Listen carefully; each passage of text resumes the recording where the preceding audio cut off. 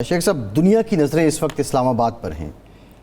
سب سے پہلے تو آپ کیا سمجھتے ہیں کہ جو مغرب اور امریکہ ہے اس میٹنگ کے بعد اور اس طرح پاکستان کے والہانہ انداز میں یہ سمٹ کا انعقاد کرنا، وزراء اعظم کا آنا، مغرب اور امریکہ کس طرح دیکھے گا اس کو؟ دیکھیے، ابھی آپ مجھے معلوم ہوتا ہے کہ ہمیں یہ شک ہے کہ امریکہ کو یہ چیز پسند نہیں ہوگی، لیکن ابھی تک جو انہوں نے بیانات دیے ہیں اس میں یہ واضح ہوتا ہے کہ اگر پاکستان کی فلاح و بہبود کے لیے چین کچھ امداد کرنا چاہتا ہے تو وہ امریکہ اس میں کسی قسم کی رکاوٹ پیدا کرنا نہیں چاہے گا۔ اس وقت ان کو لگتا ہے کہ پاکستان کا استحکام، پاکستان کی اقتصادی ترقی ان کے فائدے میں ہے، اور اس علاقے میں ٹھیک ہے انہوں نے اپنے پارٹنر ہندوستان کو بنایا ہے، لیکن وہ چاہتے ہیں کہ اس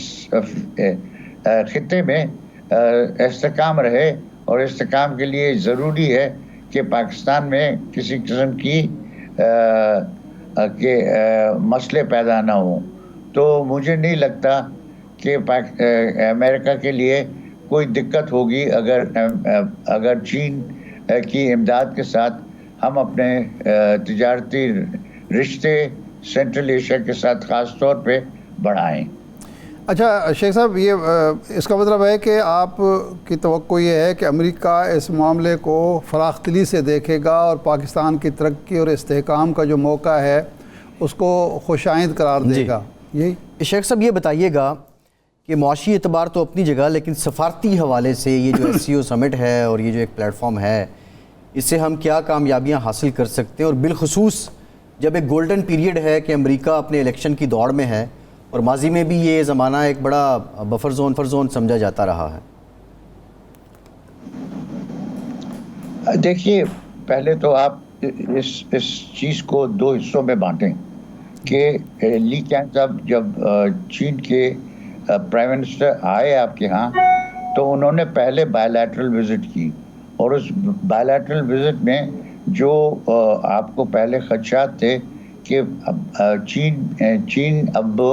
پاکستان کو اتنی اونچی پرائیورٹی نہیں دیتا جتنی کہ اس میں ماضی میں دیتا رہا ہے، یہ غلط ثابت ہو گیا۔ اب آپ کو پرائیورٹی دینے کو تیار ہے، اور اس کے لیے وہ پہلے بائی لیٹرل وزٹ ہوئی۔ دوسری چیز یہ کہ آپ اس سٹیج پہ ہیں جہاں پہ آپ کو IMF میں نے کہا ہے کہ آپ کا جو اقتصادی صورتحال ہے وہ اچھی ہے، وہ سدھر رہی ہے، اور اس کے ساتھ جو فچ کی اور دوسرے ریٹنگ ایجنسیز ہیں انہوں نے پاکستان کو اب انویسٹمنٹ ریڈی قرار دیا ہے۔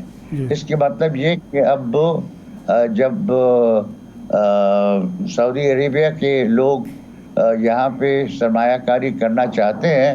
تو ان کو اب خدشہ نہیں ہے کہ اس کو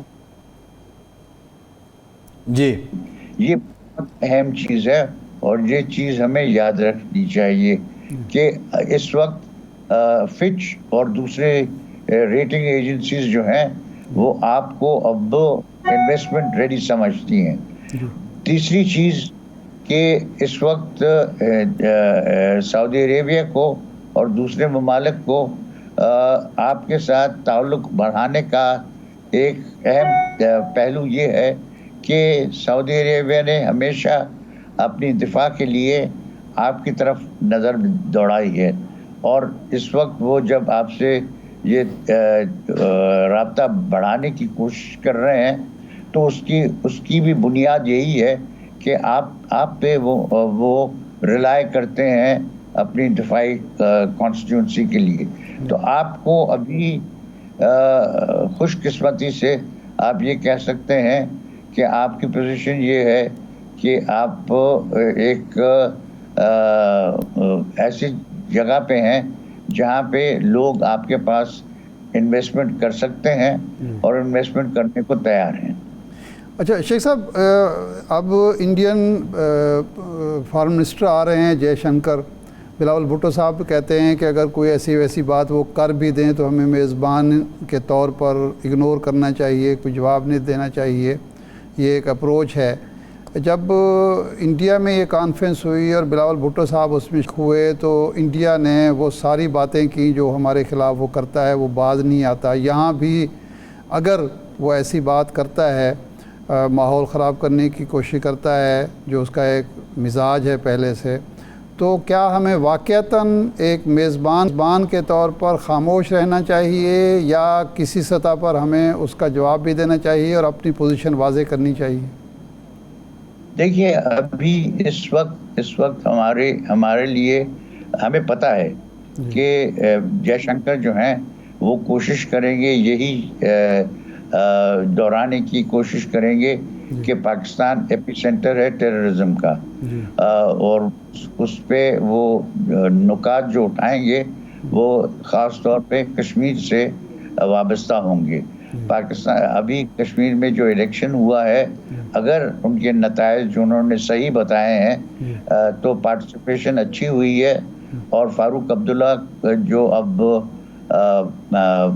پرائم منسٹر بننا چاہ رہے ہیں کشمیر کے، وہ کوئی پاکستان کے فیور میں نہیں ہے، لیکن وہ اس سے یہ معلوم ہوتا ہے کہ کشمیری اب الیکشن میں حصہ لے رہے ہیں۔ اس سے ہمیں سبق سیکھنا پڑے گا کہ جناب اب شاید کشمیر پہ وہ صورتحال نہیں ہے جو ہم چاہتے ہیں، اور ابھی کشمیر میں جو لوگ ہیں وہ الیکشن میں حصہ لینے کو تیار ہیں، اور وہ حصہ اس نوعیت کا لیں گے جیسے کہ اب فاروق عبداللہ نے لیا ہے۔ لیکن شیخ صاحب اب ایک معاملہ یہ بھی ہے، آپ نے کشمیر کا ذکر کر دیا ہے، 49 سیٹس ملی ہیں یہ اب فاروق عبداللہ صاحب کی پارٹی کو۔ اگست 5 کے اقدام کے بعد فاروق عبداللہ نے یہ کہا تھا کہ جناح واز رائٹ اور two nation theory was right, تو آپ نہیں سمجھتے انہوں نے تو اس کو سیاسی طور پہ کیش کر لیا مودی کے اس اقدام کو، اور الٹیمیٹ وہ ایجنڈا انہی کا ٹو کر رہے ہیں؟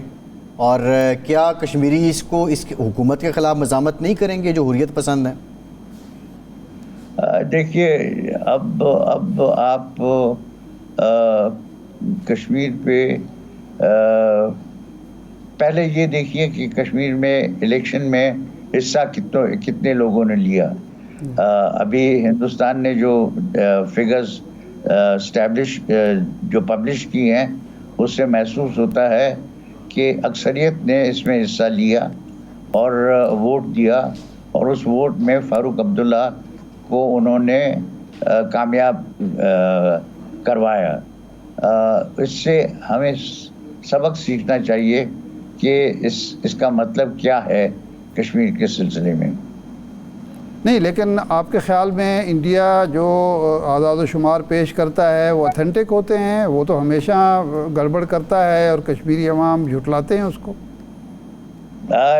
دیکھیے اب اسی کی وجہ سے میں کہہ رہا ہوں کہ آپ کو اس کو ذرا زیادہ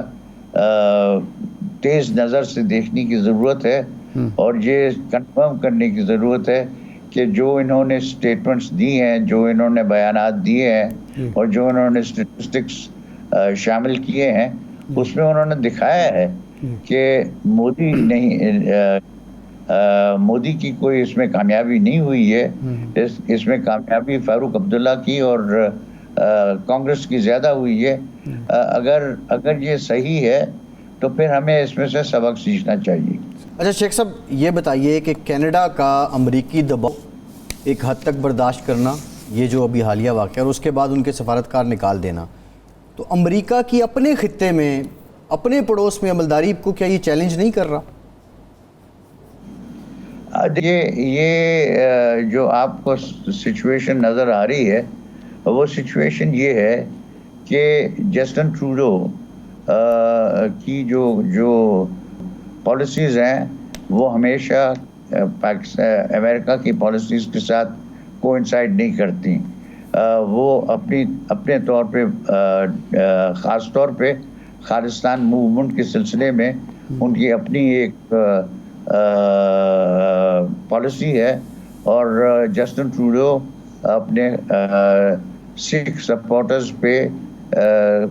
خاصی طور پہ ڈپینڈنٹ ہیں. تو یہ جو معاملہ ہے اس میں خالصتان کا جو مہم چلائی ہے کینیڈا میں، وہ مجھے لگتا ہے کہ زندہ رہے گی، اور ہندوستان اس کو ہر طرح مارنے کی کوشش کرے گا. لیکن یہ آپ نے دیکھا کہ انہوں نے ایکسپلشنز کی ہیں ڈپلومیٹس کی ہندوستان سے، اور ہندوستان کے ڈپلومیٹس کو کینیڈا نے ڈپورٹ کیا ہے. لیکن اس کے باوجود یہ ایک بہت اہم